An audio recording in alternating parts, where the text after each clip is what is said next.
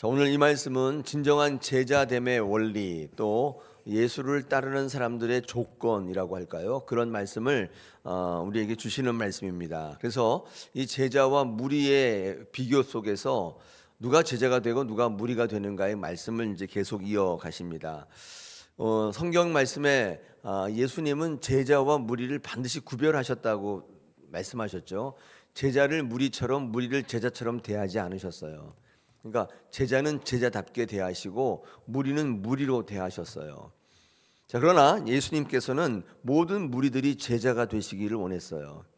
제자됨의 원리, 이 제자됨의 조건들을 이제 말씀을 하시는데, 여러분 제자가 되면 좋은 이유가 뭔가? 제자의 유익이 있는데 그게 뭐냐면 제자들에게는 보여주시고 알려주시고, 그 다음에 되게 중요한데 위임하세요.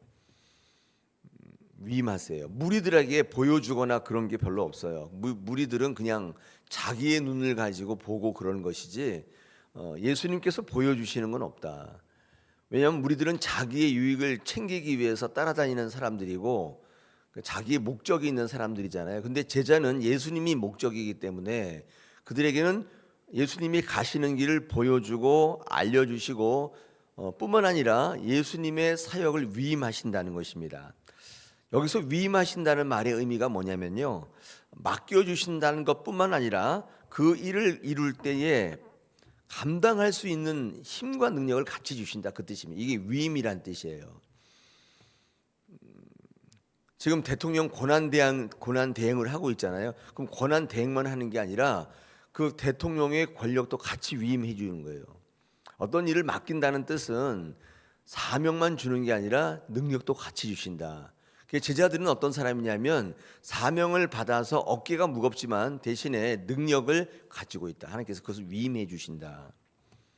즉 은사와 권세를 함께 주신다는 거예요. 우리 교회에서 일을 할 때 제자가 되셔서 어떤 일을 위임받게 되면 그분은 어떤 분이냐면 그 일을 이루어야 될 책임과 의무가 있지만, 그런데 거기에 더불어서 능력을 같이 주신다는 거예요. 그러니까 우리가 성도로 살아갈 때 하나님의 권세를 위임받는 경우 제자예요. 제자 되는. 무리는 그런 게 없어요. 그냥 자기 눈으로 자기의 관점으로 늘 바라보고 해석하고, 뭐 그게 잘 되면 뭐 좋아라 하고 안 되면 절망하고 좌절하고 없어지는 거예요.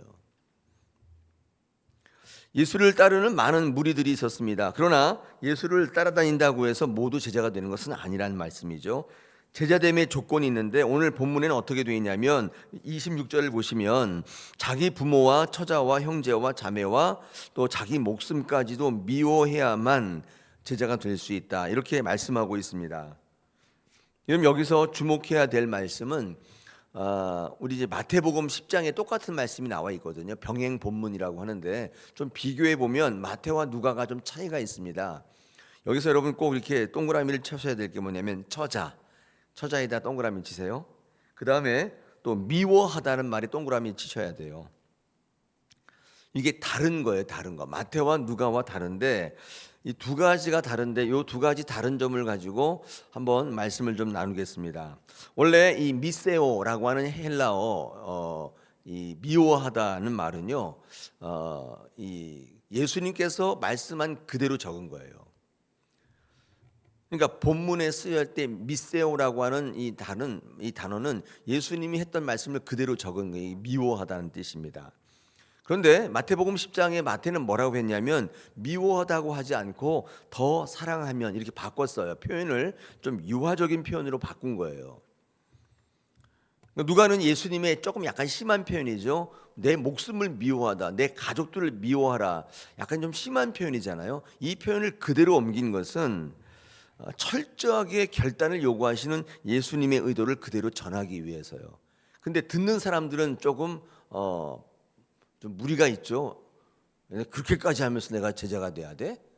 이런 생각을 하는 거예요. 여러분 지금도 제가 설교를 해보면 많은 분들이 본인의 정서에 맞지 않으면 과하다, 자기 삶을 고려하지 않는다, 이런 얘기를 많이 하시거든요. 그 당시에도 마찬가지예요. 딱 들어봤는데 내가 생각했던 기준을 넘어가게 되면 사람들이 다 떠나가는 거예요. 그래서 마태 공동체는 그런 것들을 좀 방지하기 위해서 예수님께서 철저히 결단을 요구하시는 거에서 몇 걸음 뺐어요. 그렇게 해서 다 떠나가게 하면 뭐해? 그 어떤 사람이라도 와서 제자가 되게 해야지, 이렇게 생각해서 그런 신학을 가지고 그 말씀을 적은 것이고, 누가는 그런 거 필요 없다는 거예요. 정말 철저하게 준비되지 않으면 그 사람은 제자가 될 수 없기 때문에 예수님의 말씀을 그대로 전한다. 좀 심한 표현을 그때 바로 적은 거예요. 그런 차이가 있습니다. 근데 이 차이는 어떤 결과를 불러올까요? 이 마태 같은 경우는 이런 거죠. 덜 사랑해야만, 뭐 쭉 가족들 다 있는데 그들을 덜 사랑해야만 제자가 된다. 그러니까 유예를 조금 두는 표현으로서 조금 준비성이나 결단에 약해요. 그래서 제자가 되기로 결단한 사람들이 있는데 궁극적으로 그 유예한 부분 때문에 쓰러지게 되는 거예요. 그러면 예수님이 왜 이렇게 심한 표현을 썼는가? 왜 이렇게 철저히 결단을 요구했느냐? 왜냐하면 그렇지 않으면 그렇지 않은 부분 때문에 무너지기 때문이에요. 이걸 꼭 기억하셔야 돼요. 마태는 한 사람이라도 더 제자를 삼기 위해서 조금 약한 표현을 썼지만 그것 때문에 다 무너지는 결과를 가져왔다. 마태 공동체의 일원들이 신학적으로 어떤 일을 했다는 것은 별로 기록이 없어요. 어떤 일을 하려고 하는데 거기에 딱 거쳐서 그만두는 거예요. 어떤 사명을 감당하려고 하는데 그 막 약한 부분이 있잖아요. 거기서 그만둬 버리는 거예요. 대부분 뭐 가족들 뭐 이렇게 다 그만두는 거예요. 결과적으로는 제자 되지 못했다는 뜻입니다. 생각해 보세요. 미워해야만 제자가 될 수 있다라는 말하고 덜 사랑해야만 제자가 되는 건 같은 얘기가 아닌 거예요. 철저히 결단을 요구한다. 여기서 철저히 결단이라는 것은 내려놓아야 되는 거예요. 철저히 내려놓아야 돼요. 요거는 내려놓고 요거는 못 내려놓고 이렇게 하면 못 내려놓은 부분이 역사해서 그가 제대로 된 신앙을 하거나 제자가 되거나 능력을 갖는데 철저하게 방해하는 거예요. 사탄이가요, 이 머리가 굉장히 좋아요. 그 눈치가 백단이고, 저 사람 보니까 요거를 못 내려놓네. 그걸로 집중적으로 공격하는 거예요. 이 돈을 못 내려놓는 사람은 매일 돈 가지고 일평생 사단이 그걸 가지고 시험해요. 건강하시는 분들은 매일 건강에 매여가지고 조금만 몸 이상하면 제자가 못 돼요. 그러니까 매일 사탄이가 그 건강을 치는 거예요. 그게 한 번만 더 생각해 보면 내가 내려놓지 못하는 부분들이 사단 내 취약점이기 때문에 그걸 계속 공격한다는 사실을 우리들은 잘 몰라요. 계속 물질 챙기고 건강 챙기고 가족 챙기는 게 잘 사는 것처럼 보이지만 계속 거기에 시험이 있단 말이에요. 철저하게 내려놓지 않으면, 즉 내려놓는다는 말은 하나님께 전적으로 맡기지 않는다면 주님께서 보여주시고 알려주시고 위임하는 제자의 길을 걸을 수는 없다는 것입니다. 예수님께서 이토록 심한 표현을 가지고 이 제자됨의 도리를 말씀하신 이유는 그만큼 철저히 결단하지 않으면 제자의 삶을 사는 것은 오히려 하지 않는 것보다 못하기 때문에 그렇습니다. 철저히 준비되지 않으면 중간에 그만둘 것이 뻔하기 때문이에요. 그것 때문에 성도의 길을 포기하게 돼요. 그것 때문에 신앙생활을 하지 않게 된단 말이에요. 그만큼 쉽지 않은 길이라는 사실을 강조했습니다. 여러분, 제자와 무리는 그래서 결코 같은 사람들이 아니에요. 제가 신학교 다닐 때 우리 오성춘 목사님이라고 지금 뭐 돌아가셨지만은 그 오성춘 목사님이 우리 목회학 수업을 했던 교수님이셨는데 이렇게 얘기하셔요. 목회자와 평신도의 차이가 있다. 너희가 이제 목회지에 나가면 성도들이 많을 텐데 목회자와 평신도의 차이가 있는데 그건 뭐냐? 너희가 더 많이 알고 있는 그런 게 아닌, 많이 알고 적게 알고 있는 그런 문제가 아니라는 거예요. 그러니까 얼마만큼 내려놓는가의 문제래요. 너희는 철저하게 내려놔야 된다. 그렇게 얘기하셨어요. 목사는 철저하게 내려놔야 된다. 그러니까 죽는 자리도, 죽는 순간도 내려놔야 된다. 그러니까 목숨을 맡겨야 된다는 뜻이겠죠. 그런데 성도들은 삶이 있어서 내려놓지 못하는 부분이, 그걸 너희들이 품어야 된다. 너희들이 그걸 내려놔야 된다. 그렇게 가르쳐 주셨어요. 이 차이라는 거예요. 너희가 목사기 때문에 공부를 많이 해서 많이 알고 그 차이가 아니라는 거예요. 얼마만큼 내려놓는가 이 차이래요. 이런 우리 성도들의 신앙 가운데도 중직들은 그만큼 더 많이 내려놓는 분들이에요. 그래서 하나님께서 안수하시고 기름 부은 거지. 여러분 그게 진짜 항존직인 중직이라고요. 여기 계신데 한번 잘 들어보십시오. 하나님께서 왜 쓸데없이 여러분의 머리에 기름 붓고 안수하신 줄 아세요? 뭐 심심해서? 호칭으로 절대 그런 게 아니라 내려놓으라는 뜻입니다. 이름 내려놓는다는 것은 다른 말로 주님께 맡긴다는 뜻이에요. 이게 더 좋은 표현이죠. 네, 내려놓는다는 게 좀 심한 표현이잖아요. 심한 표현인데 그만큼 우리의 결단이 새로워진, 각오가 새롭단 말이죠. 1900년대 1992년도 정확히 그렇게 얘기할 수 있는데 1900년대에 우리나라에 시작된 평신도의 제자화 운동이라는 게 있습니다. 이건 뭐냐면 공부를 많이 시켜서 그런 게 아니라, 물론 공부를 많이 시키는데 그 이유가 뭐냐면 결과적으로 예수님을 잘 알아서 다 내려놓게 하는 훈련이에요. 즉 전적인 헌신 운동이 제자화 운동이에요. 많은 분들이 모르고 계시는데 뭐 성경 공부 열심히 해가지고 유식해져가지고 박식해지고 그런 게 아니라 그만큼 내려놓는 훈련이에요. 평신도 제자화 훈련이 평신도를 목회자로 세우는 운동이 아니라 목회자의 권위를 주고 권리를 주는 게 아니라 내려놓는 훈련이라니까요. 목사들은 다 내려놓는 사람들이에요. 다 삶을 내려놓고 자기 유익을 내려놓고 자기의 권리를 다 내려놓는 거예요. 그 훈련이 평신도 제자 훈련이에요. 자, 이게 마태복음에서는 더 사랑하지 않으면 이게 되어 있는데, 이 누가에서는 좀 원색적인 표현을 그대로 썼다 그래서 미워한다, 미세오, 이 말을 그대로 썼다는 거. 또 하나 차이가 있는데 마태복음을 읽어보면요, 쭉 있는데 아내를 버려라는 말은 없어요. 처자라는 말이 여기 들어가 있잖아요. 근데 아들, 딸은 있는데 처자라는 건 뭐예요? 자식과 아내잖아요. 근데 마태복음에는 아들, 딸은 있는데 아내는 없단 말이에요. 근데 누가복음에는 예수님의 말 그대로 처자, 아내까지 다 포함해요. 다 버려야 된다. 그러니까 내려놓는 범위가 더 확대돼 있어요. 그러니까 철저하게 내려놓는 유예가 없단 말이에요. 아내까지 버려야 된다. 그렇게 달라요. 그러니까 예수님의 철저히 준비성 이런 거를 얘기한 거죠. 그렇다면 뭐 새벽 예배 이제 오래 할 수 없으니까, 그렇다면 진짜 버려야 되느냐 이런 문제 있잖아요. 제자가 되려면 다 버려야 돼요.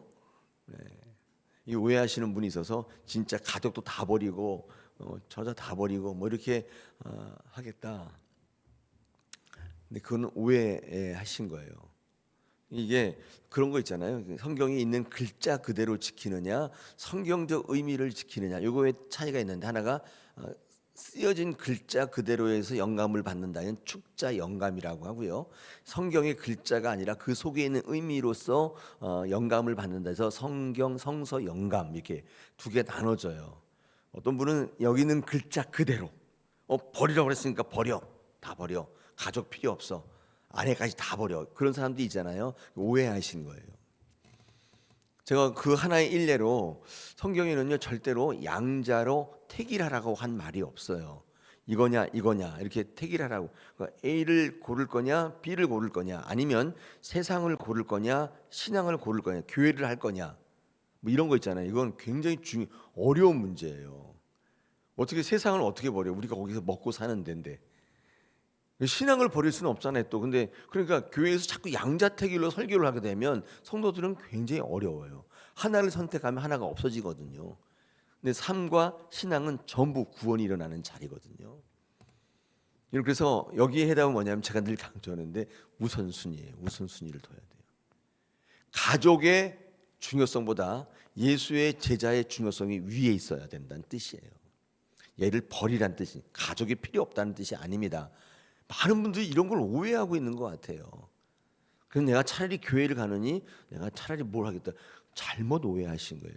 그분은 부자 청년 같은 사람이에요. 마태복음 19장에 영생을 얻으러 밤에 찾아왔는데 주님께서 다 팔고 너는 나를 쫓으라 했더니 근심하며 갔잖아요. 왜 근심했냐면 양자택일로 들었기 때문이에요. 나를 택할 거냐, 세상의 물질을 택할, 둘 중에 하나 선택해, 그 얘기가 아니란 말이에요. 여러분, 그래서 공부하셔야 돼요. 공부 못하면 자기가 그렇게 다 상상해서 그렇게 해요. 물어보지도 않아요. 그냥. 신앙 안 하시는 분들 가운데 특별히 그런 분들이 있어요. 오해가 이만저만, 망상이 해수욕장이라니까요. 아니, 성경 공부하시면서 거기에 대한 말씀을 묵상하시고 나누면 충분히 해결될 수 있는 문제인데, 공부를 안 하니까 혼자서 상상해가지고 이거 안 되겠다, 나 이렇게 했다 큰일 나겠다, 교회를 떠나고 신앙을 떠나는 거예요.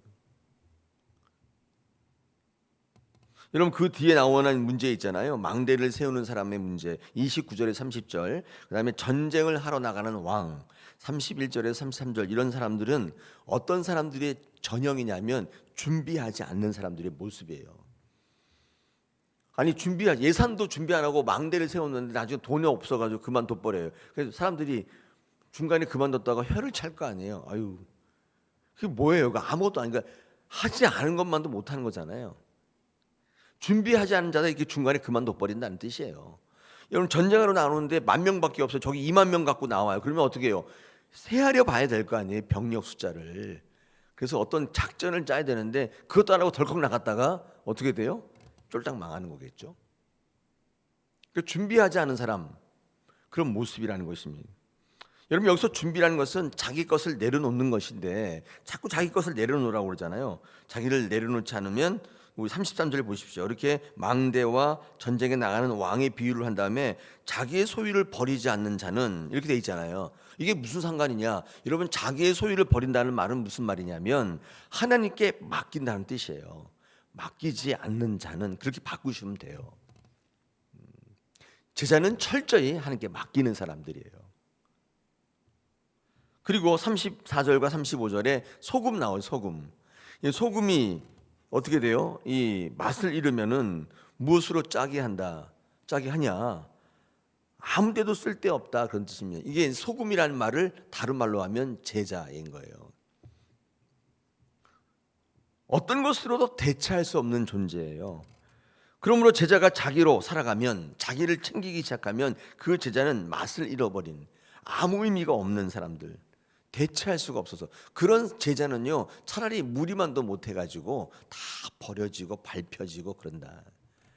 이렇게 엉뚱한 제자들 있잖아요. 엉뚱한 목사들, 늘 씹히잖아요. 매일 밟히잖아요. 그런 삶을 산다, 그 뜻입니다. 오늘 이 말씀은 예수님을 따르는 사람들의 모습, 그 진정한 제자들이 가져야 될 조건들, 이런 얘기를 하시면 철저하게 준비되어 있고, 철저하게 맡기는, 철저하게 내려놓지 않으면, 난 요거를 절대로 못 맡겨, 그것 때문에 망하는 거예요. 왜냐면 사탄이가 그걸 가만히 두지 않아요. 얼마나 머리가 좋은데요. 그 문제를 파고들어요. 자식 문제만큼은 절대 못 맡겨요. 자식이 속을 새기 시작하는 거예요. 그 때문에 평생. 여러분, 한번 해보십시오. 맡기지 않으면 그 부분이 우리가 무너지는 부분이 된다. 하나님께 맡길 때 제자가 되고, 제자가 되면 위임해 주시는데 사명만 위임해 주시는 게 아니라 권세까지 같이 주시는 거예요. 그래서 하나님의 나라를 이루고 세상에 호령하며 살아가는 주님의 백성 된다, 그 뜻입니다. 여러분, 그렇게 살아가시기를 축복합니다.